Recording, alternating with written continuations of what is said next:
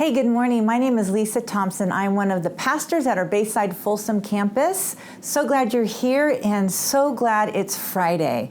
Do you ever have nights where you don't sleep so well? Well, that was my night last night. I woke up at 2 o'clock and I just was rehearsing a lot of things that had happened the day before. Just some things that did not go well, some burdens I was carrying, some people that I needed to follow up with, and it woke me up.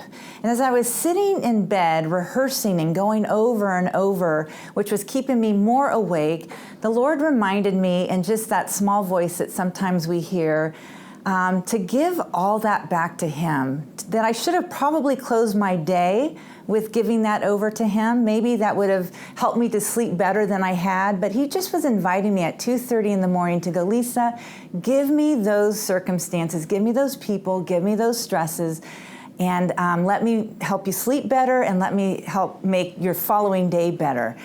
And I was reminded of that great invitation that Jesus gives us in Matthew 11:28. Many of you may be familiar with that passage, but I was reading it in the Message translation. I want to read that right now and share an encouraging word for your day. Matthew 11:28. Are you tired, worn out, burned out on religion? Come to me. Get away with me and you'll recover your life. I'll show you how to take a real rest. Walk with me and work with me. Watch how I do it.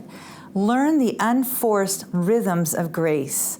I won't lay anything heavy or ill-fitting on you. Keep company with me and you'll learn to live freely and lightly. You know, Jesus gives us a standing invitation with Him every day to come to Him at any time with those things that are hard, that are burdensome, that are stressful. Sometimes it's sin, our trials, our tribulations, it's people. And He's saying, hey, I created you to live freely and lightly. And part of that is remembering to give me those things that are keeping you from that. And, Jesus cares more about just our interaction with Him. And so sometimes those things in our life are purposeful in the ways that God is wanting us to connect back with Him. He doesn't want us to do this on our own, but sometimes He creates things in our life that we have to depend on Him for. Jesus is the burden carrier, and it's that rhythm of grace that is the great equalizer and the ways that our life is balanced when we're putting those things back in His hands. I knew after I'd remembered that part of Scripture that I could go back to sleep, but I also needed to remember when I woke up to do that again. Sometimes it's again and again. So be encouraged by that. That rhythm of grace is the lifestyle that Jesus is inviting us to. And speaking of rhythm, we are so excited to bring that rhythm of grace through our Thrive Women's Conference that's happening tonight and Saturday as well.